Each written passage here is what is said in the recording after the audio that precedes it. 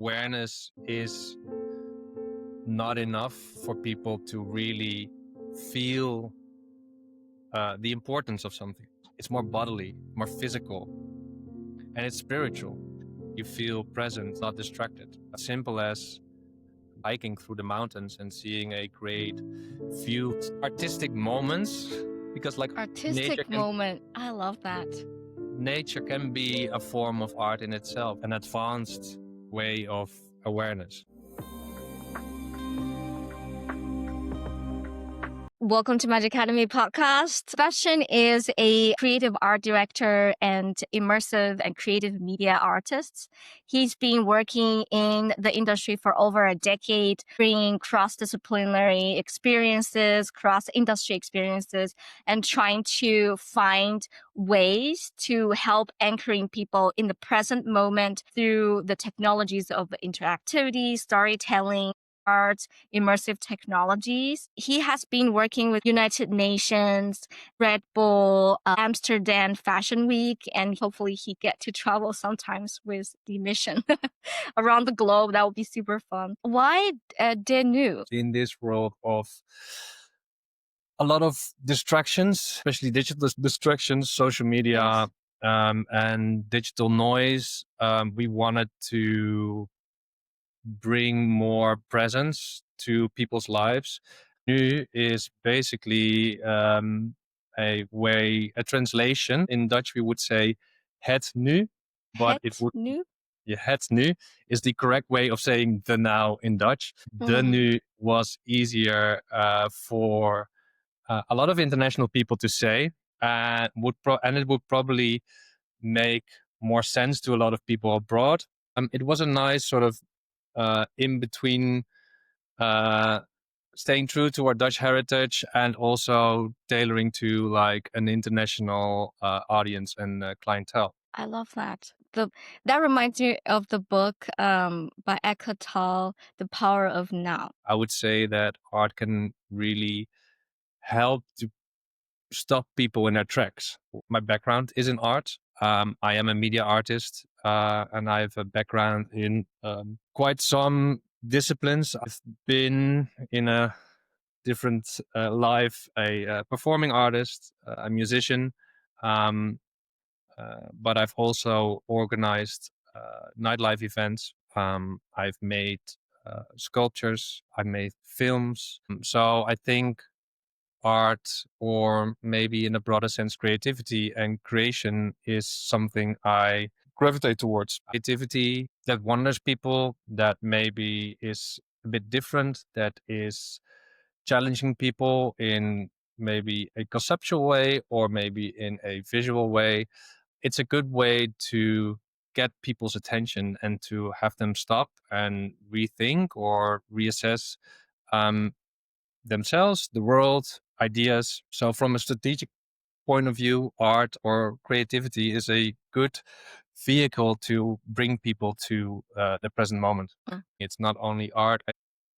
Anything that people can do in real life or in the real world can be something that can pull them out of their distractions. This can be as simple as having dinner with friends, which can be a very focused event, or a very what we call a moment of presence, where you feel present and feel not distracted. When you're in good company, sharing a meal can have maybe even more impact than a great work of art for some.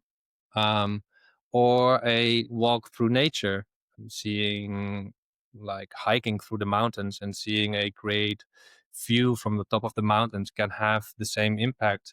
Reading a poem or a book in a small cafe can do the same. It's not that it is necessarily art that creates these moments of presence. I think these, you could say, artistic moments, because like Artistic moment. I love that. Nature can be a form of art in itself. It can feel artistic. That creates like these moments where we feel present. And one thing I feel, and yeah, I have to find the people that will challenge this thought yet, is that these moments don't happen when we're on social media. I've never heard someone say, "Oh, I felt so present while I was on Instagram." I've never heard someone say, "I felt so connected with the now while I was watching Netflix." So to me, more than it is about art, it is about experiencing something in the real world. I'm gonna play devil's advocate a little bit here. That's good.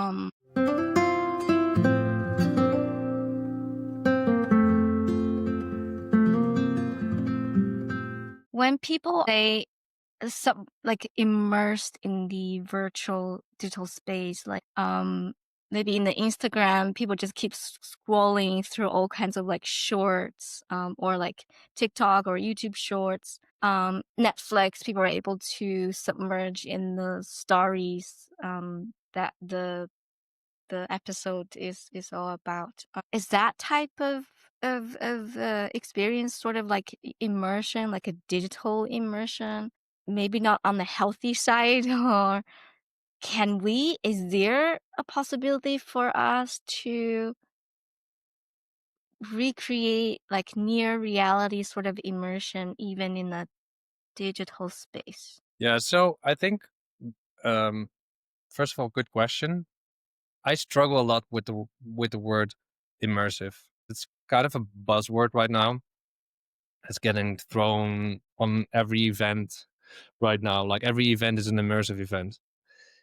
It has sort of become this empty, meaningless concept, and so it's very hard to discuss what is an immersive experience. That's why I would like to speak more of like moments of presence. So when are you feeling present? When are you feeling connected with the moment, instead of um, when you, for example, have forgotten about time and you're all of a sudden like, hey, wow, I've been scrolling for an hour and I didn't even realize it. That's not a moment of presence. There's a moment of Mm, more of either escapism or forgetfulness, or it's not something you're actively aware of, but where you are, what you're doing. So I think for me, that distinction is more interesting. And then we can speak of like, are these digital experiences that are immersive? Are these experiences that connect you with the present moment?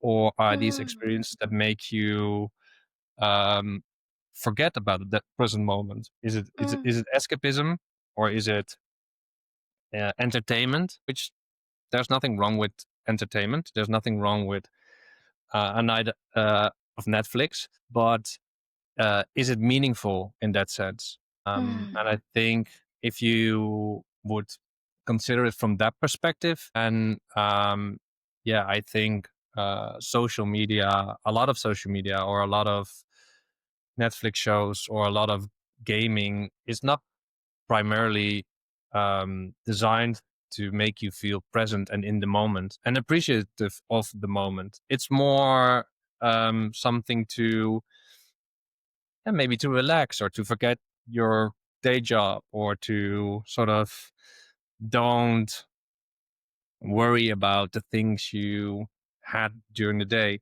So I think that's more of the distinction I would make.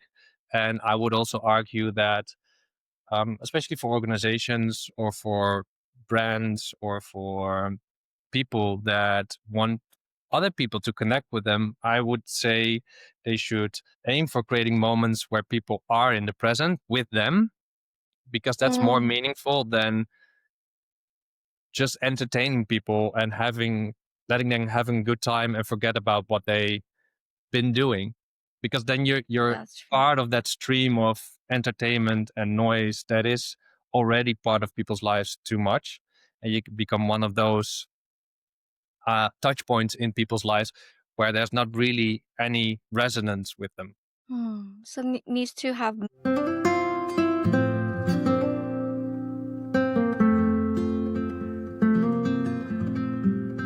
meaning, needs to be connected not to distraction, but to the core essence of of that that reality, whatever Yeah. that is.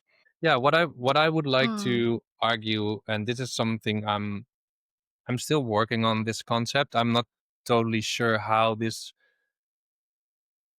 idea works out, but like people talk a lot about awareness. Like, people need to be aware of, I don't know, climate change or whatever topic. Mm. I would argue that awareness is not enough for people to really feel the importance of something. Would be something that is like awareness, but instead of just being cognitive, which is awareness, is cognitive, maybe more emotional, it's more bodily, more physical, and it's spiritual. So it combines Mm. more the physical, the spiritual, and the emotional into something that people really feel. If you're present, you're really in the moment, you feel it. It's something in your body, it's something in your mind, and it's something spiritual. So I see that more of a difference. I see it as a more of a, let's say, an advanced way of awareness. So I see. So a lot of times when we're thinking about awareness, it's like it's all in here. Need Yeah, to be aware, and however we also have a body, we also have emotions, and we also have spirituality. So being able to not only connect to here, but kind of connect to the body, to the emotion, to the spirituality is like a whole body, like embodied immersive it's an experience. embodied experience. Being Mm, present is an embodied experience. Yeah, love that. Can you share with us some work, some embodied immersive experiences that you've created? yeah, sure. So we can look at a art installation I made together with some other artists a couple of years ago. It was for the Rotterdam Art Week, and the installation is meant to make people feel, embody the threats of the underwater noise pollution that is happening right now in our oceans around the world. Not many people are aware of noise pollution underwater, but a lot of sea life is really affected by oil drilling, big boats, and other like industrialization on and in the ocean. And we've tried to create a uh, an experience, an art installation where people could really feel what it could be like to be a sea mammal or a sea or a fish that is affected by ocean noise pollution. So I can share you the screen and a video, and then we can have a look at that. So excited.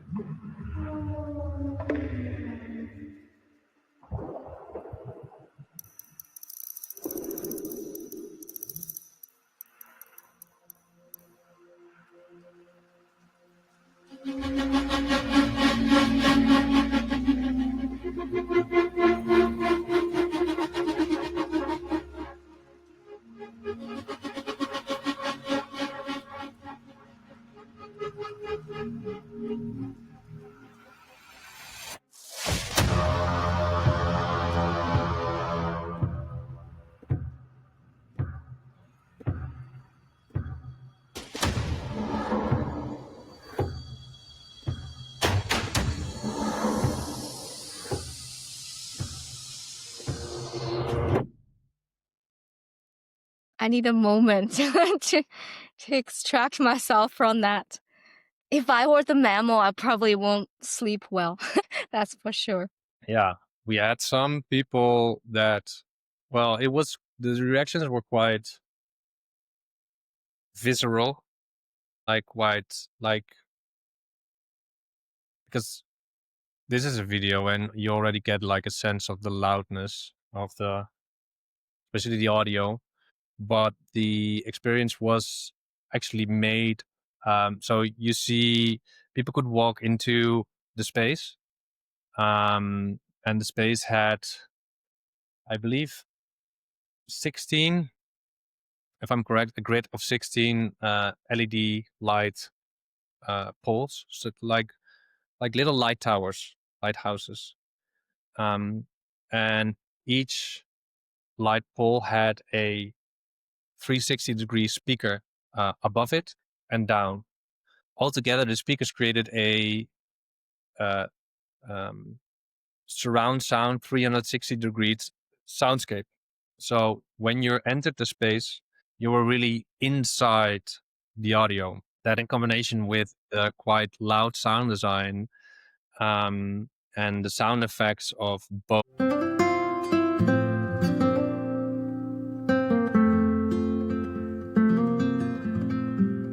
boats and hammering, drilling, industrial sounds coming, flying over you, really made some people at unease while being in there, which was also sort of part of the point to make, Yeah. that it's a bit eerie at times to be in there.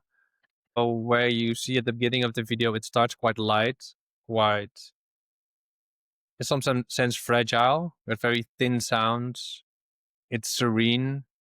There's not much weight to the experience. And then it builds towards this sort of impactful moment where all of a sudden there's this heavy thumping sound enters and gets people like shocked. This sort of thumping sound then repeats, but also ends at a certain point with a more hopeful, almost like sea serenade, where we mimicked the motion of the waves into synthesizer sounds. Actually, in the video, it's reversed, because for the video it worked better to reverse it. But like the part you hear in the middle, so the more the emotional tones, that actually in the actual experience comes at the end, to have people leave with like more of a hopeful feeling instead of Mm. a feeling of doom and gloom. But yeah, there are moments that are yeah, a bit intense, I would say. Yeah, and uh, you've mentioned about the sound, so how sound is being designed in an immersive way. So we're not like listening to it, we're like in living and present in it.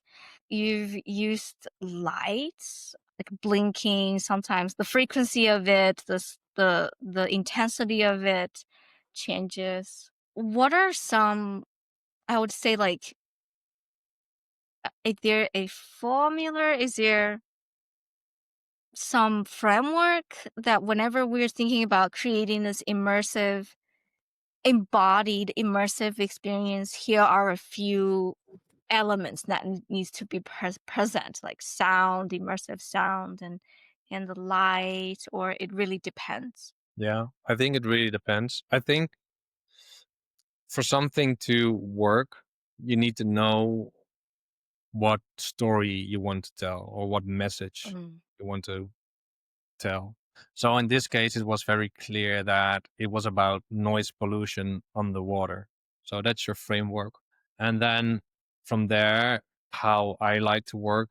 Well, we can say for this specific case study, there was already a sort of an idea to work with a spatial sound system. So the sound system we work with, like to work with immersive sound. So that was already there. So then we knew like sound would be our first medium. And then I think it could have been like just a sound experience where people would walk through. But I think the addition of the lights makes it, it is funny. People are very, people are not aware of sound as much as of visuals. So you can make a sound experience, which is very pretty, but once you connect sound to visual, it will multiply the experience. and especially when they interact with each other. So when they're in sync. Or when as you saw in the beginning, this little tick, tick, tick, tick, tick, tick, tick, tick, tick, tick, that went around through the room. If that tick would be only there without the lights, people would have heard it, but they probably wouldn't have localized it that well. Our ears are not trained to that. Once we're adding lights to that, and every tick we hear in the space is also accompanied by a light at the same space, you're way quicker to recognize where things are coming from.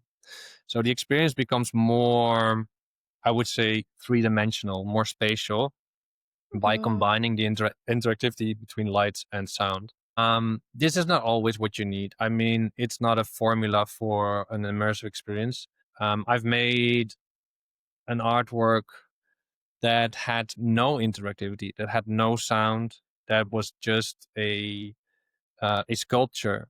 But the sculpture had a design that had some interesting ways of working with optical illusions that made it interesting. It was a low tech, in that sense, a low tech design that still made people interested in it. I think, and that's maybe where I want to go with this, is it's not the technology that makes an interesting experience.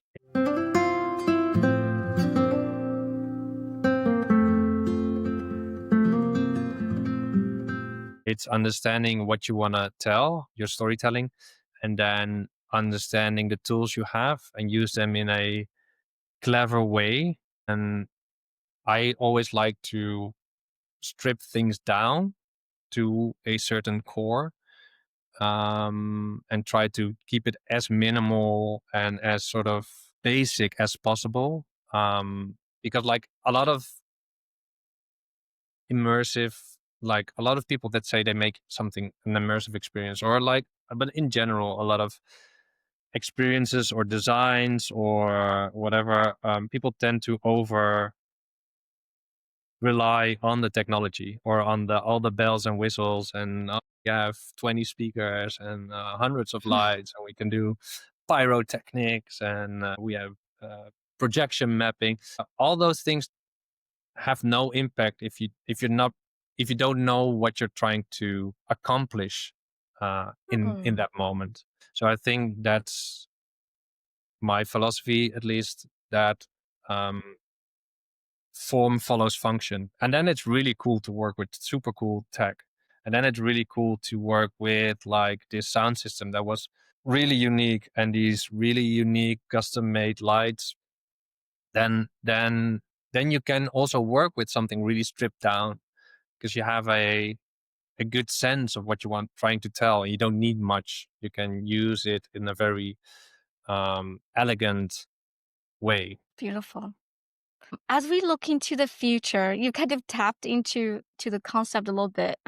Regardless of what technology, artificial intelligence, virtual realities, Neuralinks, Web 3.0, whatever we name it, and then what you just said, the form follows the function. So it's kind of like a first principle thinking in experience creation. It's amazing. Are there any startups or innovators or thought leaders in the space that you would recommend us to continuously learning about how we can make experience more embodied and immersive? Well, to react to your first part of your question about like all the technologies, yes, I believe. Well, let me put it this way. I hope technology will move forward no matter what. So I hope that, for at least for myself, but also for other creators, that we would keep seeing these technologies as tools and not as means to an end.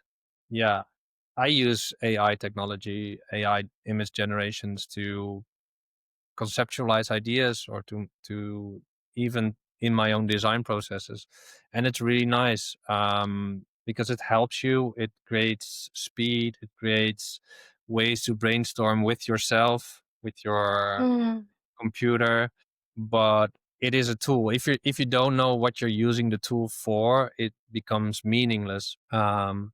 So in that sense, I feel like I hope that that will be the future, that we get more tools and it will democratize the way of we create things, and that more people can use these tools and more people can create cool stuff. I believe though that probably we will get flooded more due to these tools by distracting meaningless media content, and that we will be confronted with a lot of people that want that are trying to trick us, either with deepfakes or with like promises that they can't keep, because they are able to create worlds, or they are able to create images that are not that are so realistic that we can't see if it's real or not. So for me, this whole new innovation cycle that's happening right now is almost um, a testament to our philosophy that it probably will become more important to be in the now, not only like spiritual, but also in real life, to have moments in real life with people and to come together, because it becomes harder to trust what we see online and in a digital space over coming years. I appreciate you kind of anchoring the whole conversation back to the starting point is our ability to be present. It's sort of like a self-leadership in a way, is able to be aware that we're just in the moment where we experience distraction, and being able to pull ourselves back from those distraction and anchor back into the embodied present moment on this planet, on this beautiful planet Earth. That's wonderful. Are there any particular startups, thought leaders that you would recommend us to follow? This is a hard question. This is one of the hard questions. Well, I wouldn't say, maybe not a startup. I would maybe there's one name of a woman that pops into my mind. Her name is Devlin, and she is a bit of the, I would say maybe a bit of the godmother of like immersive experiences or experience design. Her background actually is more in show design and in theater design, production design. So she did a lot of big shows where she designed stages. But I think it is interesting to look into her work. She done shows for Beyonce, Coldplay, all the way to like big theater shows. And I really like her creative approach. She has a nice, I think, a documentary on Netflix on how she works, which I would really recommend. And a lot of cool videos and lectures on how she approaches her work. So I would say go check her out. And other than that, I wouldn't know right now. I think one is godmother kind of level is more than enough. Wonderful. All right, so let me give a recap for our audience. So far, we've talked about it's important for us in the digitally distracted world, go back to our center, connect our mind, our emotion, our spirituality, and our body into this embodied, immersive moment of what we call present. Experienced the deep ocean, sound pollution, kind of story through the lens of Sebastian and his immersive, embodied experience design, and how he, just based on that particular mission or objective or goal, he decided to leverage elements of 360 degree of sound, immersive sound, and also synchronized lights to help people not only hear immersively 360 wise, but also anchor that sound together with the light and help to create this more real experiences in that. We also focused on the importance of it's not about technology, it's always about the message. We need to first develop clarity of what message we wanted to deliver. Then the form follows the function, follows the purpose. We also explored similarities or differences between immersive experiences in a virtual world versus immersive experiences in the embodied world. And we came into a conclusion in this episode that it's ideal if we're able to anchor ourselves and our body and our mind and spirits in a reality. And sometimes it can be arts or it can be artistic experiences like having dinner with your friends or going on a hike in the mountain, breathing that oxygen and fresh air and see the birds and Yeah. feel the wind And all that to so arrive in a moment of presence. the moment, the magic of the moment. Wonderful. So let's talk about your magic then, Sebastian. What did you enjoy doing when you were 11, 12 years old? That time just disappeared or not disappear and you're like super present in the moment. I always wanted to become a comic book designer, writer. So I was big on drawing, especially comic books. I had these back then. You didn't have tutorials or YouTube, so I had all these sort of books on how to draw comics, and that was my thing, drawing. I drew a lot when I was 11. And I also was like, not anymore, but when I was younger, I also was a gamer. Besides that, I sort of regret that. I wish I was more of an outside kid. That's something I've always sort of, that's something I learned to appreciate when I got older. But I am happy that I always was like big on drawing and being creative in that sense. Fact. Were there any particular challenges that you have to go through that help to shape who you are as of now, 2024? Yeah, sure. Yeah, I mean, I think the challenges of every kid growing up, um, trying to find its way, its voice in the world. I think the biggest challenge, and that's still one of the biggest challenges, is to stay true to yourself and not trying to um, mimic what others do. I think I have had and still have sometimes the tendency to put others really on like a pedestal, people that I admire, and really want to do what they are doing, and sometimes forget like what I'm good at or what my purpose is, or um, how I can use my own strengths to bring forth my own unique skills. So I think now as I grow older, it gets easier, but I think that was one of the many struggles, especially in my young adulthood, where I really wanted to be someone or wanted to be acknowledged for my creativity, and try to really accomplish that by maybe mimicking others or latching on to like the skills and talents of other people, and to really forget like myself in that. So I think that's probably a lifelong struggle to stay true to your own talents and to become comfortable in who you are, in your own strengths and your own weaknesses, and see that as your unique superpower. I love that. What is your magic then? What is your superpower? Um, I think I'm quite analytic for a creative, and I think I'm quite creative for an uh, scientist, so to say.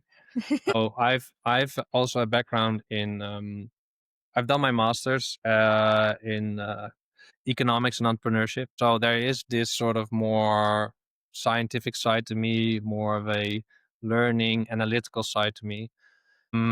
But I also really enjoy the arts and creating and making stuff. And I always felt that that was in conflict. So that those were two conflicting sides. Yeah. But as I grow older, I feel, and that's also something I had to learn, that those two sides can work together, and can work in harmony. And, I feel that a lot of, especially very creative people, struggle because they're not maybe not businessy enough or analytical enough, or they just want to immerse themselves in their arts and they don't want to mind anything else, which prevents them from growing or bringing their vision and their arts to the world. And on the other side, I think there are a lot of very analytical people or scientific people, people that are very much in their heads thinking about things that could benefit from being a bit more creative and being a bit more free. And I think these two sides, having been able to develop both sides in me, is right now, after all these years, becoming maybe a bit of a superpower and maybe a bit of a magic that I have and that I learned to appreciate about myself. How do you live in the middle? How do you peacefully or happily live in this middle space?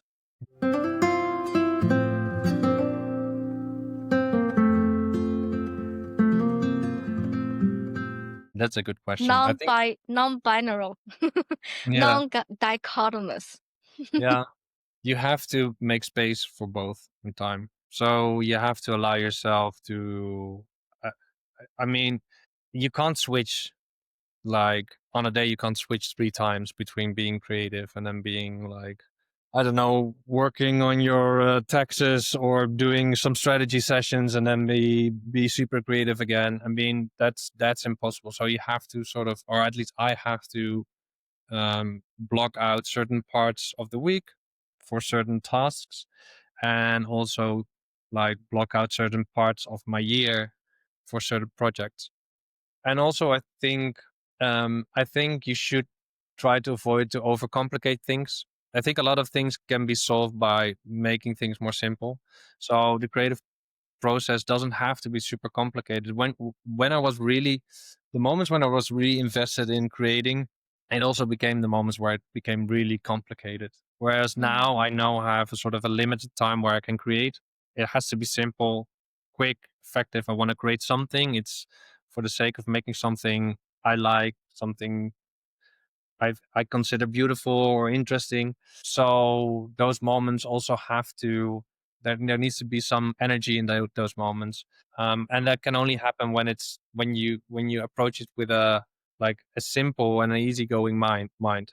And the same goes with strategy and or more of the cognitive things you do. You need to also approach it with a more simple, easygoing mind. And I think then it's there are a lot of similarities. I mean, solving a strategic problem or coming up with a concept for a client is both a creative and a strategic cognitive process. And the same is coming up with a great design. There are moments where you're creating and expressing yourself, and there are moments where you're like need to problem solve because I don't know, the color palette is not working, or the way you've arranged some things make people confused, and then it becomes also more of a cognitive challenge. So I think there's a lot of Mm. overlap, and trying to simplify things and seeing those overlaps makes it easier to switch. But like for the true creative things or for the true moments where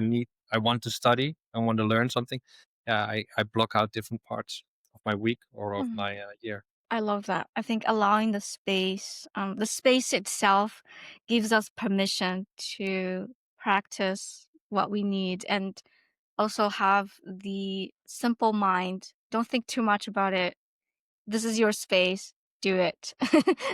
Beautiful. And thank you, Sebastian, for coming to the podcast today and sharing your wisdom, your insights, your perspectives, and your stories. And it was such a pleasure and embodied immersive experience talking with you, especially listening to that visual and acoustic stories that you created. Hope you get to explore more And for folks who want to get connected with Sebastian, his information is in the show note below. And we encourage you to get together, create stories, and create magic together for a lot of people. Thank you. Thank you for having me. And thank you for the nice conversation.